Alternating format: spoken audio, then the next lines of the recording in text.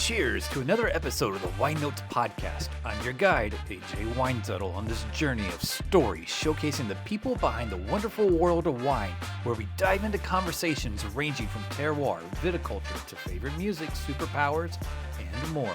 Please enjoy this episode of the Wine Notes Podcast. Channing, thank you so much for taking the time today on the podcast. I really appreciate it. This is great. It's not that far away from my house. I love this spot, and hey, anytime I get a little glass of free wine, I'm going to roll up. Exactly, yeah. No, we're very lucky to be here at Domaine Serene in Lake Oswego today, and they poured us a couple wines, but I do have a blind. Yeah. Is it okay if I pour you a little bit? Please, I would love it. All right. So, as I tell everybody, you have the ability to talk about it, not talk about it, whatever you want to do. Right. It's to have just a little bit of fun, and at the end, I will do the reveal, just to keep everybody humble, because blinds are all humbling. I could be way off. Okay, you gotta give me a second. A second. I gotta warm up because my brain's going to a bunch of stuff, but I do love the smell of that. It's not like little hints of chocolate, but like big fruit, nice nostril. Yeah, it is. Yeah. It smells round. It smells like it's not flat or spicy. Yep. It's appealing. How about that? And there's some great life in it. Yes. Absolutely. Oh, yes. That's also good. Yeah. I think that is the 2015 Blanc de Blanc. Yeah. Oh, really good. yeah. So starting off, we're practically at IPNC. Yeah. How are you feeling? Are you ready? You know what? I think the only thing I'm nervous about is being super sweaty, but I'll just bring a backpack and just be fine, man. I think for me, thinking about that after going to Aspen, being there for Aspen Food and Wine, I think for us finally as like a little business who's grown over the years, it's a great opportunity to meet our peers, right? My peers and our team's peers, and to really just kind of feel that sense of community. I think obviously I have two jobs, two worlds that I live in, and so it's nice to, when I go to All-Star, I forget that I was a basketball player sometimes when I'm doing wine stuff, and then when I'm in wine, I forget I'm a basketball player sometimes. So like, it's really nice to dive in the community, and in Portland, I've had nothing but enthusiasm and encouragement, and being able to work and make wine with some amazing winemakers is really like push our progress forward as chosen. Yeah, no, and it's to be a featured winery at IPNC this year. I mean, that had to be just humbling and honoring all at the same time. Super, because we're learning, right? I'm learning, we're learning, and we're growing, and longevity is the greatest gift, right? And it's hard to do it year in and year out, and we're exploring that. As the world started, when we started, it was COVID times and it was all online, and then as that's going, you realize the world is starting to get back together to how it used to be, but you still have to remember why you started this, right? You can't just adjust completely or change completely. You have to just adjust. That's what I meant to say. Yeah. But to be a featured winery, we just have our head in the sand, trying to make sure that number one, we're telling our story, that we're reaching everybody, as many people as we can, and that we're being authentic. So sometimes we're like, oh, we got a recognized for something? We're like, where? And then it's like, oh crap, it's IPNC. Like, this is like huge, because there are so many wineries and winemakers that we look up to as like inspirations. Like, we would love to do something like that. How do we do that authentically? Like, for me, a good example is like Michael Jordan influenced Kobe, who influenced Jason Tatum and all these other players. Right. So like that second, third generation of influence, I think, is coming from me, and hopefully I can influence another generation. Yeah, no, I'm sure that you will. And the process to get into IPNC, right? I mean, you just didn't like, hey, here's my wine, can we get in? It was nothing like that. No. I think you have to do, or they have to do their due diligence. Right. In not only like the character of the winemaker or the winery that's doing it, and then number two, when you blind taste something, it takes away all it makes it guesswork. It's your palate. And I think for us, we've always tried to be very authentic to where we get that wine from. So doing the research, which is my favorite part, right? Right, So right. we make wine from Sonoma Coast and Fort Ross Seaview. And so for me, whenever I get a chance, I try to sit down with somebody who's an expert or has been drinking that. You know, I have a Oregon Wine Reserve right here. I'll go in there with Andres, who's the owner, and say, can you bust open 6 or 7 bottles and let's talk about each one of these. Right. So I know the different tastes. I know what happens after 3 years in this area or that area, and also talking to our winemakers down there. So we do that for each wine that we make. So obviously it's a lot of sipping, but it's also a lot of learning. Oh, yeah. And regurgitating that, and I practice on my friends, right? Yep. So when we go somewhere, when I go to a party, I'll bring 6 wines and be like, guys, try these and go. And I think we're always trying to be extremely cautious in, I wouldn't say cautious is not the right word, respectful for the process of how that wine got to where it's supposed to. And also out of respect for tradition, but with our palate. Right. I think there's been amazing winemakers all across this country, especially with Pinot Noir, that have been doing it as long as I've been old, right? As long as I've been alive. And we are just trying to pay homage to them by putting out wine that's done the right way, done at a respect for like the traditional way, but with a new age twist on it. Yeah, most definitely. And I think, and I could be wrong about this, but the Give Joy, Get Joy event for the Children's Cancer Association, I mean, that seemed to be quite a memorable event for you, where Lytle Barnett was a sparkling wine, Right. And like every member got a custom etched Magnum and everything. I mean, what kind of fire did that light up in you? I would say a volcano that is still going now. And Right. I think looking back right now, I made a post today about like just the last 3 months that I've had. If I were to show my person back 3 years ago what I'm doing now, he would have said no way, right? He would have been even more fired up. But to have an opportunity, Chase Renton's space at Longolo is special.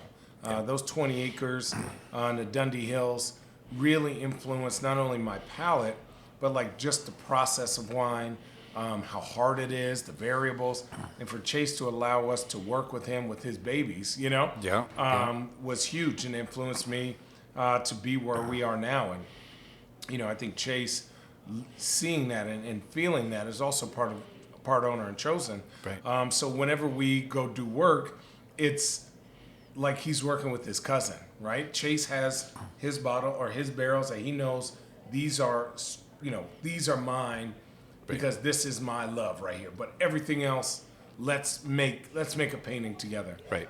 Which I don't take that for granted. I think that's special.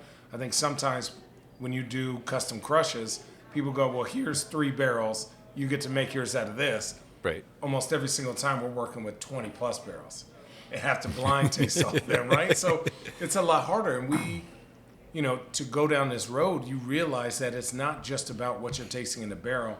It's what is the story behind it? What was that year? Are you drinking what you like now? Or are you going to drink what you're going to love in a year, 16 months, 2 years? Right. And also, are you being authentic to that year? If it's a warm year and you got some cooler sections and you want that to be the picture, you're not giving the right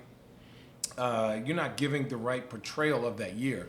So we try to be extremely on point with each one of our vintages, reflecting the weather, reflecting frost. Okay, there was smoke for us, so we didn't make any juice from Walla from the Willamette Valley in 20, other than like a little bit of early pick Chardonnay that ran out. So I think it was like 20 cases. So it's a little. Right. And there's still no smoke on that. Chase did a great, crazy job on that. Then, 19 was wet, 18 was dry, 17 I think was dry again, and 21 is perfect. It's like the cherry deliciousness. Ugh. And then this year coming up, harvest, we were just going over crop yields and all this kind of stuff. And 22 is going to be pretty solid also, especially for people who like to hold it 2 or 3 years. Yeah. And sorry, I'm regurgitating all this. It's all good. The 22s, I heard fabulous things about that vintage. And, if you the frost, right? Yeah. You weren't affected by the frost. Beautiful fruit, Yeah. overabundance of fruit when it actually came out. And then 23, it's been a very interesting vintage so far. I mean, it started off cool, and then in May, holy cow, it got freaking hot as all get out. Yeah. And now we're just having all this nice, warm, hot Really. days. If it stays like this, pretty moderately staying hot is fine. Yep. Not to nerd out but obviously this is a wine podcast. Nerding out, like we like to trim most of our fruit, especially for the Willamette Valley. But this year, with like how the sugars are going, how everything is doing, we might actually get, I would say, almost a ton more on the vine than what we would. So let's say if we get 2, we're getting 3. Nice. Or 3, we go to 4, which is huge for us in a little business, because it gives us options to really pick the best for our reserve, which is coming out pretty soon. That would be great. It'll be great. So nerding out, that this was not something that I was doing 3 years ago, like getting into when is bud break and what happens after frost and you know the price per ton or all these things. And so over 3 years, I've really turned into someone that wants to dive into this in the business of wine, with the love and the like admiration for people who do this just as a full-time job. Well, even though this is my full-time job, but like people who with a winery, which we want, how they do it and how they've been successful for 20 and 30 years. Exactly. You talked about Chase a little bit, being, part owner. Kevin Love is also part owner, and you're part owner. Yeah. And the three of you were out at the Joy brainstorming of kind of what Chosen Family looked like. Right. What were some of the other brainstorms that, didn't come about? I think for us was, at the time, Kevin and I were talking about this on the airplane once I said I decided I was going to retire. Right. And we had a lot of different names for what we wanted to do. But one thing that we were sure of is that we wanted to work with other wineries. That was a big thing for us, right? Because, I consider him like my brother. I just talked to him today. And for us, it's not just about Chosen, right? It's not just about our wine, right? Like a lot of people would get weird coming in here, right?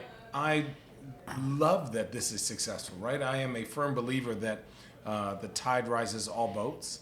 Right. And if we're teammates and you're successful, I'm not jealous of you. That makes me want to wake up earlier. As a basketball player, I was never jealous of LeBron or Kevin because they started. I said, this is my role right now. I have to earn that position. Right. And maybe this is where I'm successful. And this may be, where I win a championship in my lane. So Kevin and I discussing this on the plane and then working with Jacob Gray and Chase Renton, we just kind of evolved this to go from 125 cases with just Chase Longelos collaboration. Right. And that year we were really crazy and decided to come out with Blanc to Blanc 4 years, traditional method, bubbles, because we're like, our main goal was this. We feel like we're successful when you drink Chosen bubbles and end with Chosen Cabernet. Yeah. And everything in between. Yep. Because that is our journey when it comes to wine. That is the joy of it, that whatever you're eating, whatever your occasion is, we have something for you where you feel like you're filling up your cup with delicious juice, made the right way, and you appreciate the story of where we've come from to where we are now. Exactly. So in 2020, you sold around 850 cases. Right. And then you're talking about working with other wineries. In 21, you worked with 6 other wineries, and you came out with the One Barrel Challenge. Yeah. That was a huge success, and you were just setting the world on fire. I mean, if I remember correctly, like Good Morning America or something came out and talked about it. Yeah, I think for me, being one of 3 black-owned wineries in Oregon, it's just like you have a responsibility. It's not just to the black community; it's to everyone, right? It's like when I talk basketball, I talk to a certain community. When I talk wine, I talk to a certain community. but why can those communities not be together, right? Exactly. I think that's how Right. I live my life, right? I don't go, oh man, I'm going to go to a wine shop, stay outside, you only like beer. No, come on Right. in here and learn. Like, I'll get you a bottle for $20 that's from Spain that you're like, well, everything's too expensive. I'll get you a great red from Spain for $20-$30. Exactly. It's going to blow your mind. Yep. Oh, you like good Chardonnay, but you don't want to pay $60? Okay, let's go down to New Zealand. Like, get you a twist off for 20. It's amazing. Like, Right. there's so many great things that the communication, the empathy, and the togetherness when you and someone else is like willing to learn, like the ego goes out the way.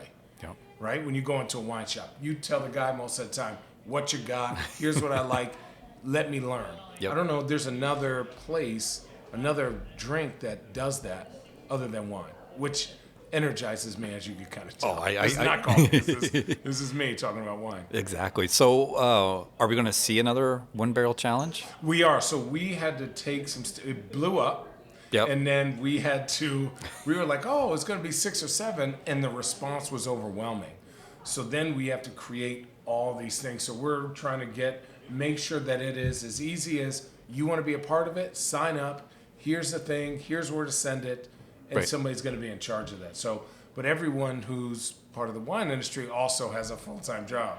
So it's taken a while, but we want to make sure that there's no stone left unturned so that for a small winery, your donation is as valued as somebody is as large as Domaine Serene Right. or Rex Hill or A to Z. That it's all about the wine. It's all about that experience. It's all about really donating to some great causes to help wine be shown in I don't want to say a better light, be shown with a brighter light. That's a better way to terminologize. That makes sense. Yeah. Earlier this year, I interviewed Chase Renton. Yeah. And I asked him, what would be a good question to ask you? Yeah. And so he said, ask Channing, what is his favorite moment since what is one of your most prideful moments of getting into the wine industry? And this is no joke. There's 2 of them. When we first made every year when we make our Chardonnay, Right. whether that's, the chosen Willamette Valley Chardonnay, or that's our Rosé, which is 80-20 Chardonnay, or that's the collaboration with Chase Renton or Lingua Franca. My wife only drinks white wine or rosé. She doesn't drink red. Every time she goes, Channing, this is gorgeous. This is absolutely beautiful. It means a lot because when I retired because I wasn't home a lot and I wanted to spend more time with my family. Right. And then I gravitated towards wine. And so for her to understand that this motivates me and to take time away from my family, how important this is. Right. And for her to see the work that we do and then to putting that juice in the bottle, and then for me to go like, you inspire me to make sure that this wine is tip top, right? It's not an award, it's not a score, it's not anything like that. I think one of the best quotes I've heard is like, if you're an artist, which whether you're a vintner or a winemaker or you're in the wine industry, you're an artist, right? Agreed. Because you interpret what happened to that vine that year, that Right. juice, based on your experience. And I think for me, if I don't love it, if I don't want to drink it, then why Right. am I giving it to you? I can't sell a lie. That has to feel awful for Right. certain people, right? Yeah, exactly. Who are just cheating the process, right? The process is supposed to be hard. It's supposed to be, some years you get 25 cases, other years you get 225. But that truth is what makes wine wine. And don't duck that. Right. Accept that and just understand that each year is going to be different. Like, I'm not the same person I was last year, and hopefully I'm not the same person I was next year. Right. We're And the constantly same with our growing. wine. We're evolving, and I think that's what I'm proud of my wife. And then secondly, I'm proud to see our logo around, right? Like you wearing that, like Right. means a lot to us because, or to me especially, because I think as much as we are a vintner or like a winery, is as much as we are a brand. And, I made a comment at Aspen Food and Wine. I was just like, certain wineries just don't know how to talk to the younger generation. Right? They just expect, look at all my glory, like, come here. Right. But that's intimidating. It I feel is, like yeah. when you create a space where they're welcome, everyone is welcome. The music is chill. It's a nice elevated space, or it's outside, or it's authentic to you. People gravitate towards that.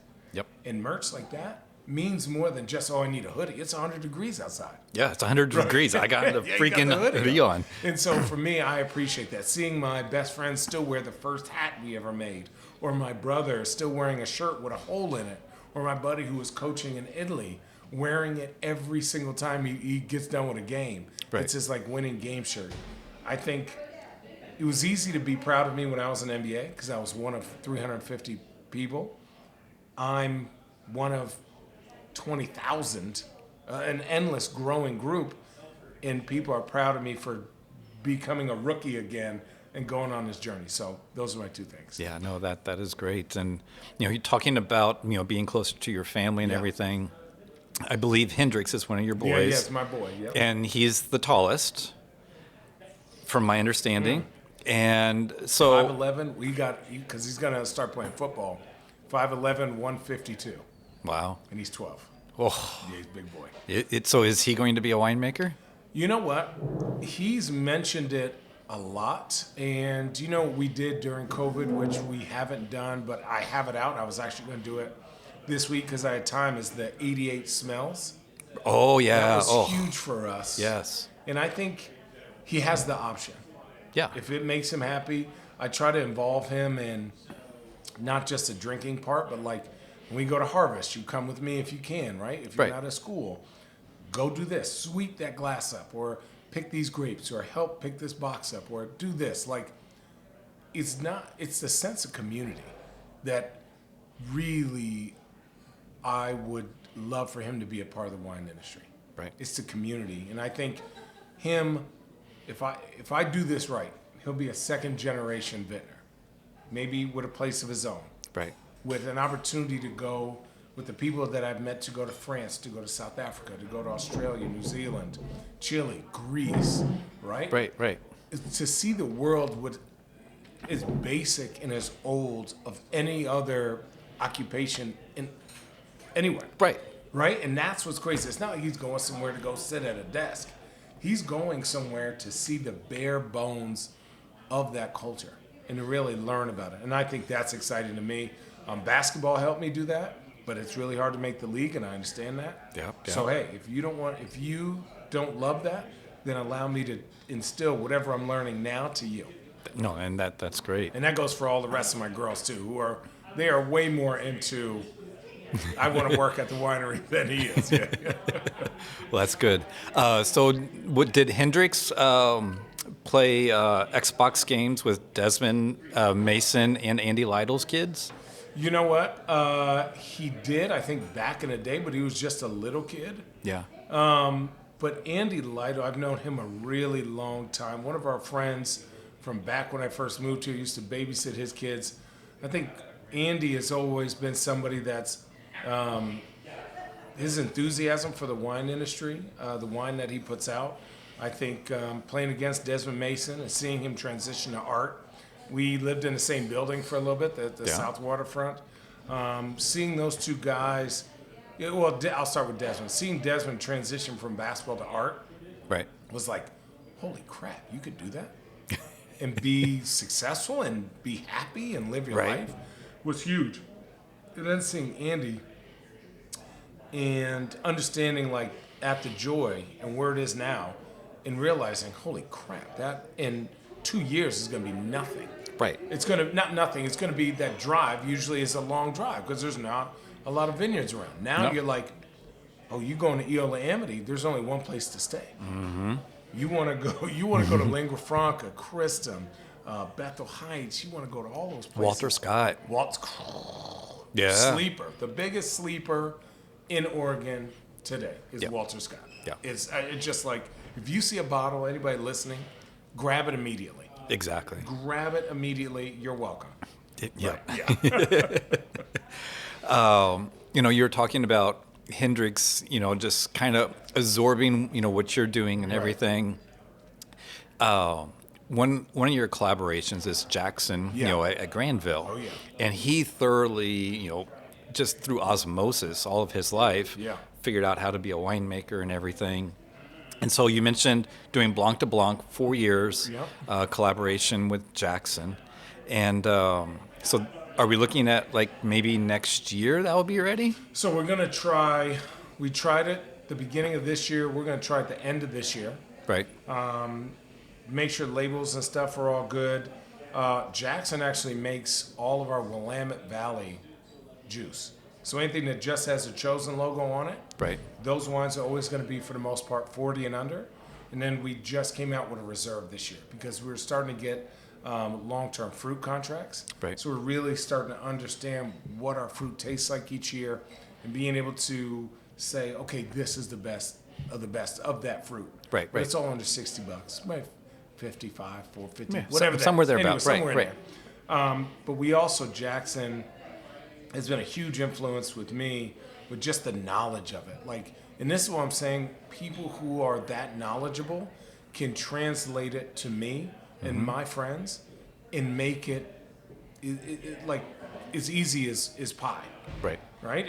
And so for me, understanding the lingo and understanding what he sees has really helped me to be a better, not only a vintner, but like whatever I am now, a founder, and also to communicate the things that I'm looking for to our other winemakers that we work with. So I really thank him all the time, like, and super humble that he takes the time to teach. But we also have, so from him, we'll have the Blanc de Blanc. Yeah. He makes our, Willamette Valley, Chardonnay, Rosé, Pinot Noir, and then he got his hands on some Temperance Hill, which is, Oh. I mean, there's 3 or 4 places in Oregon Right. that you would say would be the Grand Cru, and that is one of 3. Exactly. And I think for me, for him to trust us with that fruit, Right. for those bottles, for that, I tried it out of the barrel. I want to say like 4 or 5 months ago, and I mean, I was just like, give me a straw. This is like, how is this so good? Right. Like it's, but it's age. It's age, and it's just obviously weather. It's a lot of things. It's but a lot of things. Perfect. It is something that everyone strives for. Right. Right? And then you can have replicas of that thing, but to have an opportunity to be a part of the history of that area is mind-blowing for our little brand. Yeah. No. And congratulations on that. That's Thank that's a you. huge So thing. we put up an auction at Salud for a case of it. Oh. So nice. we were like, listen, no matter how much we make, some of this has to go back. And that's what we were talking about, One Barrel Challenge, or, our new vice president, Tiket Bramlett, is the head of Our Legacy Harvested. I was Right. on the phone today with Akemi from the Roots Fund. Like, as much as it's wine, it is getting more people into wine Yep. and making it fun, because it is fun. Making is. it less complicated, like giving people the translator in their ear. Yep. Right? So instead of saying terroir, we say, hey, just the ground that there is. It rock? Is it rocky? Is it muddy? Is it sandy? Okay? It's usually one of those 3 or a combination. Right. And if it's something crazy, maybe like Petrus, where it's white clay, where it soaks up water like a sponge, Right. then that's different. Right. But for the most part, it's those things, and then the weather, and then is it hilly? Is it flat? Is it grassy? Is it the rocks in Walla Walla? Is it like the ridges like they do in Greece, right? Like, what is it? And then once people understand that, they go, oh man, I like stuff that's Jory soil. Oh, you like volcanic soil. Okay, now like that's how you break things down. And people go in a restaurant, or they go to a wine shop, and they go, I like it here. Because each time I get something, it's like, am I gonna love this more than I like the last thing? I think when you watch a basketball game, if you're a little kid, you watch it for the dunks and the highlights.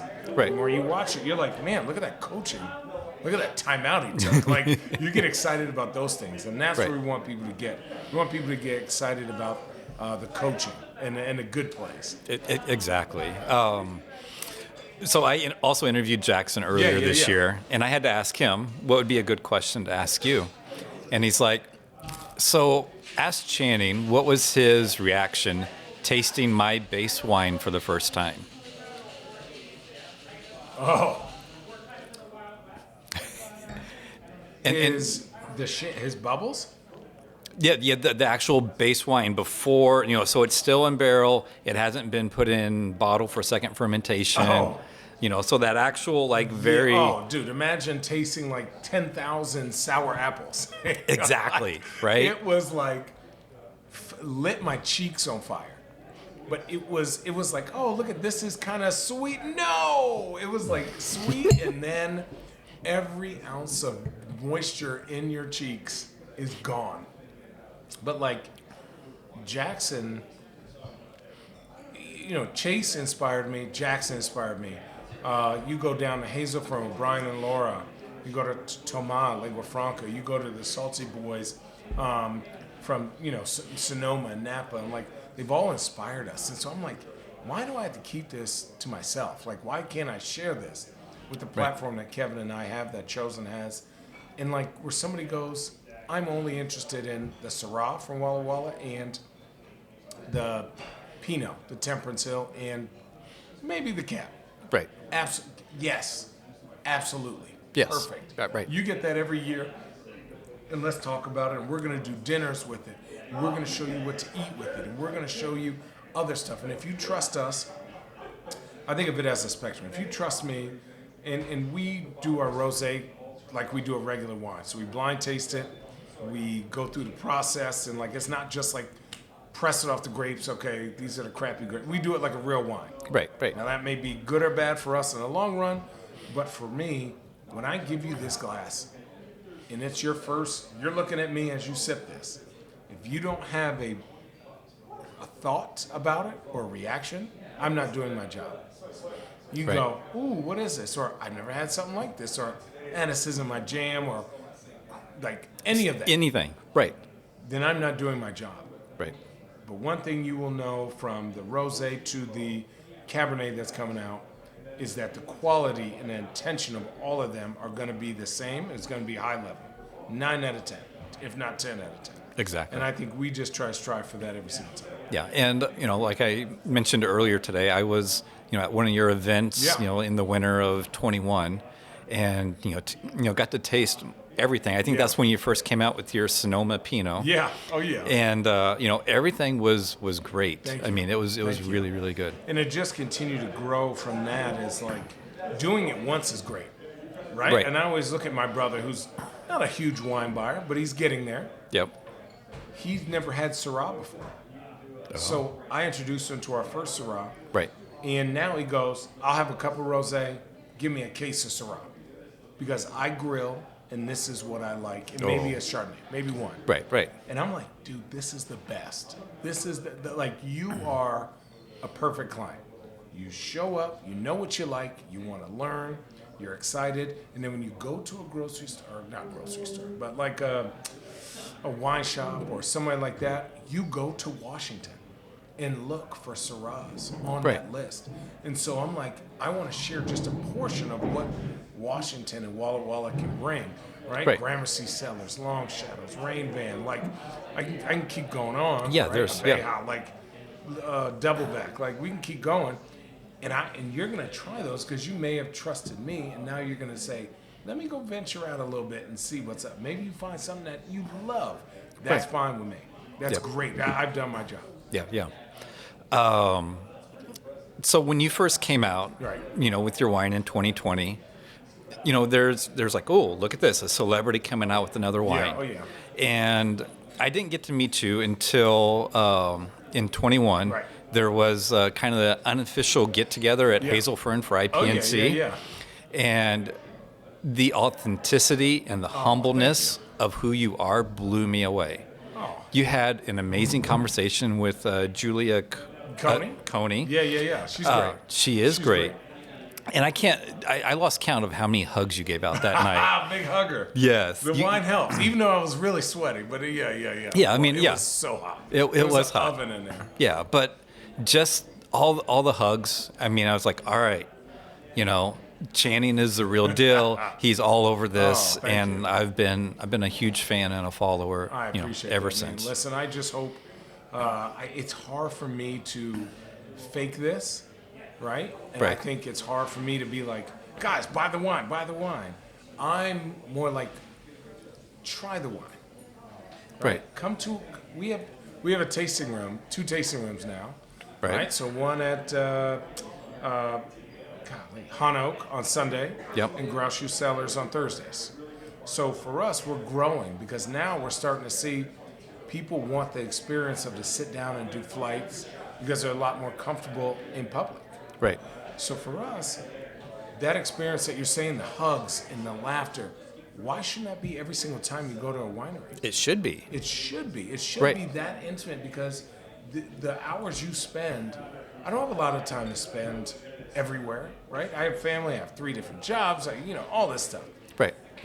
But when I go to a winery, I just want you to love on me a little bit, right? Just Right. love on me a little bit. Right, right. Ask me how I'm doing, or ask me, what do I usually like? And you know what? Even though I already know you got that bottle open, act like you don't have the vintage bottle open already ready because you know I'm going to buy it, right? Right. That type of experience is what people want.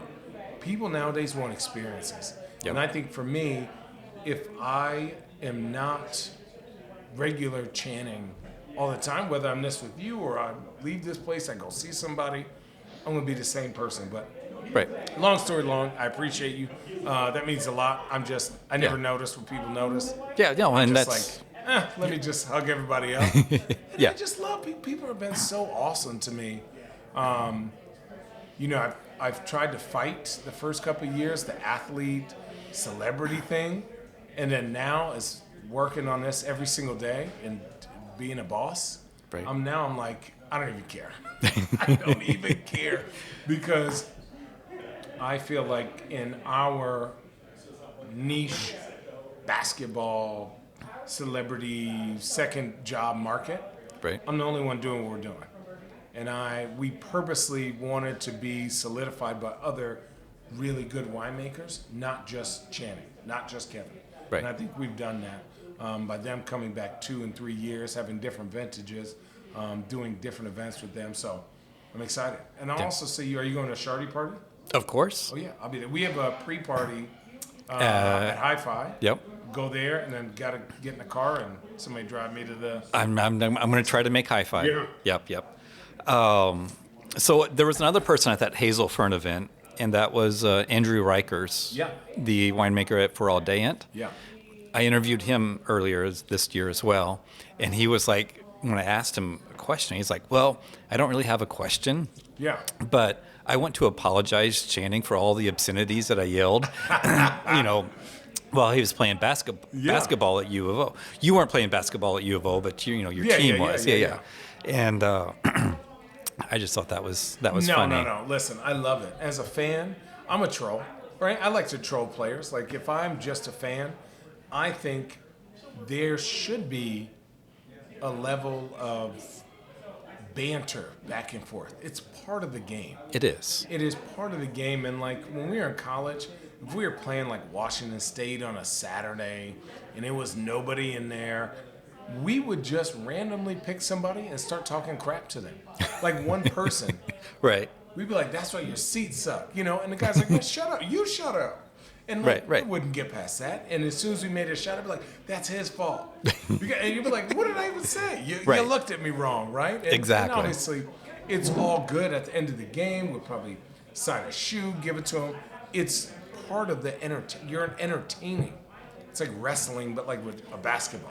It's Right. like you're entertaining. You're supposed to goad on when you're in a bad city or on the road. Like, you're supposed to do those things. So I don't even think anything of it. I love him for it, and I'm glad he likes U of O. Yeah.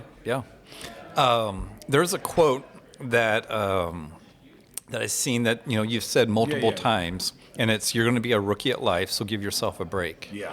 How did that come about? Well, I was getting freaking anxiety by not knowing what the hell was about to happen. But I dove in head first, and I think when you try to... Do you know, you ever ride your bike as a little kid down a hill? I And do all that of a sudden today. that bike starts to do this. Yes. And the more you try to like control it, the worse it gets. Yes. But when you actually let go a little bit and sit back and relax, that bike starts to steer itself. I think for me, getting in this industry, I had an idea, I had a dream, I had a vision, and then I was getting really hard on myself that things weren't doing this. But I go, you're a rookie, Channing. This is your first job. This is your first entrepreneurial thing that you've invested a lot of money into. This is going to take time to adjust, not including, I've never had an employee. I've only worked for myself. Right. I've never had to build an actual business. So it's not just wine. There's an actual business with owners, with equity. Then there's employees. And then there's our winemakers, which is their schedules, their time, the acknowledgement that they need for working with us, right? So all these things need to be scheduled. And I was getting frustrated with myself that we weren't doing it like this, but we're still learning. Right. So after 3, almost 4 years, now we're like, here's where the world is. Here's what we're changing. Here's what we're keeping the same. Here's how we're going to go about the years from now on. Right. Because there's all those variables are, it went from this, that big jump, to these. Right. And I can deal with these now. But I had to be patient with myself. I had to really just go, dude, you love what you're doing, but you don't know what the hell you're doing. So ask somebody. Right? And I felt like I've reached out to some amazing people in the industry who have really just kind of been like, oh, dude, we were all there. Like, don't even trip. Like, we were all there. Like, we're all new to this, and I've been doing this 12 years, and I still feel like I'm new to this. So I at this point, and that's where the humility comes from. It's like, I haven't done anything. I just make wine, and I love it, and I want to share it. But, like, I'm not a world-renowned person. That comes with years. That comes when I'm 60. That's 20 years from now, and you're like, Channing, I got your first vintage of Chosen. That's when you win. That's when the humility goes away. Right, exactly. You were recently quoted in an article not too long ago saying there are 2 things about the wine industry that are interesting, and it's a catch-22. People of color aren't necessarily educated about or grow up with wine in their house. It's not just a common thing, it's a luxury good at times. And then people in the wine industry live in like the outskirts of Oregon and don't know how to communicate to get people of color in the industry. Correct. So there's a disconnect.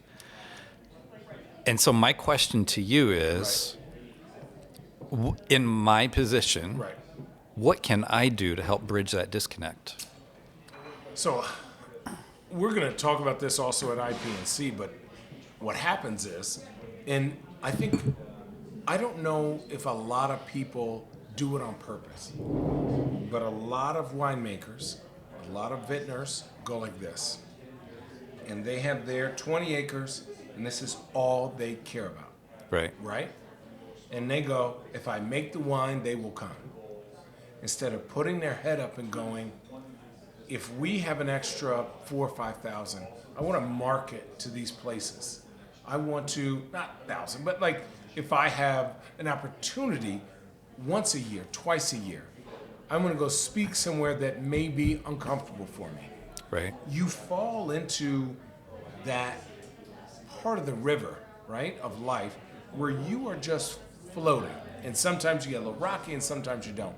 But as a vintner, as for me, it's easy for me to put my head down and just be like, I just want to sell wine, be successful as a business, and forget about the responsibility I have not only to this industry, but to share this with people. And I forget that if I am on the phone with vintners all day and winemakers, I have to untranslate what I'm saying so that it's not off-putting. Right. I think there are so many people that are interested not only in wine, but the wine industry as a whole has so many opportunities. So what I'm really saying is, if you have an opportunity to interview somebody in Napa, somebody in Virginia, who's a person of color, it doesn't have to be black, it could be Asian, like Cho Wines, amazing people. They're the best. I've interviewed them. Exactly, yeah. exactly. And then you go to Virginia, you go to Minneapolis, you go to Austin, and Right. you say, who else would you recommend get on here? Right. Right? I think that just giving those opportunities, I'm not asking, no one's asking for a handout. Obviously, make Right. sure that the wine is good, make sure that it makes sense. Right. But also acknowledge, right? The acknowledgement of you are also in this industry, I think is the biggest thing that would help, right? If you recommend, like whenever I get a tasting room, hopefully in the next few years, Right. somebody goes, man, if you like our wine, go to Chosen Family Wines. They're Channing and them are the absolute best. Yeah. Also, if you have an opportunity to work with our Legacy Harvested or the Roots Fund to educate somebody who's not from the Valley, who's not from wine country, Right. think about that perspective on your property. Think about that perspective on your painting, right? Right. If, when we were going to the NBA, not basketball related, if we are going to the NBA Finals, right? Mm-hmm. They bring in all the scouts, they bring in all the coaches, and they sit around as we're running plays, as we're going over scouts. Why? They want as many different and extremely intelligent perspectives to have a view on how we can either stop what the other team is doing or how we can continue doing what we're doing better. Right. But you can't do that as the head coach. You got to get somebody else in from somewhere else to go, oh, why don't we just put this flower over here and change the music and maybe have pizza? Oh, I never knew that. Right. That might work. Oh, hey, also, I have connections in this city. Why don't we do a dinner here? Oh, now you have 50 new members, 100 new members. Now you have distribution in a crazy city you would never have thought of. Right. Why? Because you're out of your bubble. I'm not saying be a spike ball, meaning constantly be all over the place. But what I'm saying is just take a little bit of uncomfortableness and reach out to somebody that you may not have reached out to. Like look something up that you may not have looked up. Right? Like just do that. And I think even for me, it's like, how do I continue to learn? It's hard to say, damn, I don't know what I need to do now. Right. How do I reach out to like Thomas Brown? Which is crazy. Right? Right. But I do. Like if I want to remember what like the pinnacle of Sonoma Coast is, I go get a Rivers Marine. And I go, okay, what is this? And then eventually I'll text him, but I'll be like, yo man, how did you do this? What's up? And what is your secret? But I think you got to be uncomfortable. I think the industry has to be uncomfortable because we're missing out on, just talk money. We're only talking to 10% of America. Why would we not talk to 100 and maybe we might get 50? Right. It doesn't hurt. It does not hurt anybody. We're all going to win. Yeah, no, I know it was a super long-winded answer, but I was trying to be elaborate and not just make it give blacks and Latinos and, Asians, give them handouts. We just want acknowledgement if we're doing right, if we're doing as equal to our peers as everyone else is. Right. That's it. Yeah, no, and to put yourself in an uncomfortable position, that's a hard thing to do in life in general. But once you kind of get yourself outside that bubble a little bit, and then you take another little step, just the inner growth that you're doing, in doing that process is just mind blowing. Not to change your mind, this is going to sound wild. Why is this? I'm going to go with my gut intuition. Okay. This isn't Cab Franc, is it? It is not Cab Franc. Okay. Yeah. I'm just checking. Yep. Nope. It's not Cab Franc. Yep. I had a 14 Gramercy Cellars, I think, at Cab Franc. Right. It was crazy. I can only imagine. Some of that same. Right. So I know this is older. Yes, it is. Can you give me the country? Is it from America? Give me the country. Yep. It's a New World wine from the States.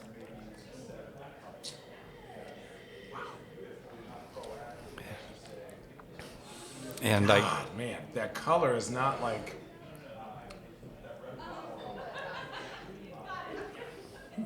It's absolutely delicious. Okay, this is bothering me. Hold on. I got to go on I haven't done a blind tasting. All right. Hold on. It's not chocolatey. It's not like... It's still got fruit on there. Yeah. God, this is you bust a Pinot out here. No, it can't be a Pinot. It's too dark for that. Let me go. You don't even have to guess. I mean, I don't have to guess. Oh, I thought that was no. No, if you want to, you can. If you don't, it's totally fine. Oh. It's in the ball is totally in your court, and you do whatever you want to with it. Dude, this is gonna get me riled up for the rest of the night. But I give up. What is this? Well, can I ask you some rapid fire questions, Okay, and then please. we'll. Yeah. Okay. So when you're just busting out, getting a bunch of work done, is there a favorite artist that you like to listen to? Yes. I'm doing work, or am I chilling by the pool? Well, however you want to do it. It's normally I ask the question of like, what music do you listen to during harvest? Oh, like dance or like Rufus du Sol. Okay. It's more like music without a lot of lyrics. Okay. Beats. I just put headphones on and just what do you get need me to do? Right. I'm usually I pick up cases of wine. Okay. I'm the biggest guy. Your favorite indulgent food? Oh, ramen is hot on my streets right now. Oh. Ramen is great. Yeah, it is. If you could choose a superpower, what would it be? Boy, I'm big into comic books. It would actually be Magneto. So the magnetism right. would be. I think people underestimate how powerful that is. That is pretty powerful. So big into comic books. Yeah. So Drops of God. Yeah. Have you seen that on Apple TV? No. If you have Apple TV, Drops of God is based, based off a comic. Yeah. And it's all about wine. Yeah. And it's in French, Japanese, and English. I have to text myself this. Hold on. Yeah, it is so good. All right, what's the next question? Next question is, so when you're doing your blind tastings, Yeah. Do you handwrite them to kind of remember, or are they digital? When I do blind tastings, most of the time I'll handwrite. Okay. And I keep it pretty simple. When I'm in like drink wine mode, Right. my brain kind of switches Yep. to memorize certain smells and like feelings and mouth texture. Like even this still has a long lasting taste. Like I love whatever this is. Right. Is to me Right. absolutely delicious. Good. Like great tongue feel, great mouth, Yeah. back of the cheeks, but it's not that spicy. It's like No, peppery. yep. It's not like it's really freaking good. Yeah, it's it really, is. really good. Last book you read, or it could be like a podcast or an audio book. Last book that I read was Chip Wars. I'm in a book club. Right. So Chip Wars was the last one. And then I'm reading Aldo Psalms right now. I think it's like Wine Made Easy. Okay. And I always love going back to that because I have the yips when it comes to Italy. There's so much going on. Oh. And for me, diving into the business side of Chosen to making sure I stay in tune with Oregon. Right. As we grow, I'll start to really kind of re-energize my wine journey with that way. But my wine journey is taking a more business approach right now. Right. That makes sense. Yeah, it's fine. Yeah. All right. So the wine Yes. is a 19-year-old Pinot Noir Fleur de Lis Stop. from Domaine Serene. So a 2004 Fleur de Lis. What? Hold on. Does anybody... I've drinking a lot of wines. When you look at that color... It does not look like an 04. It is wild because usually you're going to get like... It's not going to be that red, deep red. Mm-hmm. That's why I said like a Cafran, like it was fruity, but like Right. a little earthy. That's how I was like, there's no way this could be a Pinot. Yeah. But again, like we talk off camera, it's like people are starting to go into their parents' cellar and be like, "Hey, Dad, let me try this." 19-year-old Pinot is absolutely fire. Right. Yeah. No, it's Just yeah. dude. Yep. Oh, thank you. This is like blowing my mind right now. Well, good. Yeah. One of my favorite vintages was a 09 Beaufrere. And just like, I mean, Ribbon Ridge is different in general. Right now, I know they're more sequitur. 15 sequiturs are great. Yeah. Especially coattails is coattails, right? You know. Yeah. But yeah, like getting some of that older stuff is like so rare. But that's why I love IPNC. That's why I like the Sharding Party. Man. Because I'm trying stuff that don't even make sense. Like the first Antigua Terra or, Double Zero's bringing out their first vintage. And, I was like, well, here's my little wine. Like, it'll be great. Yeah, it'll be great. It's great because you get to do this.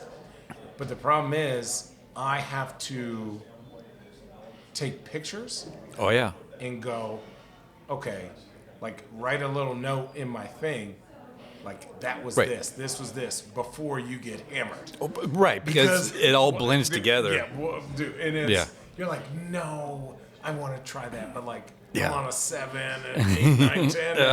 You might as well give me Mayomi. Just kidding. No offense. But, yeah. Dude, this is crazy. Yeah, no, it is good. So that's all the questions that I have. Man. Yeah. Well, thank you. This has been amazing. Yeah, no, this has been great. I really appreciate you taking the time. No problem. Thank you. Anytime.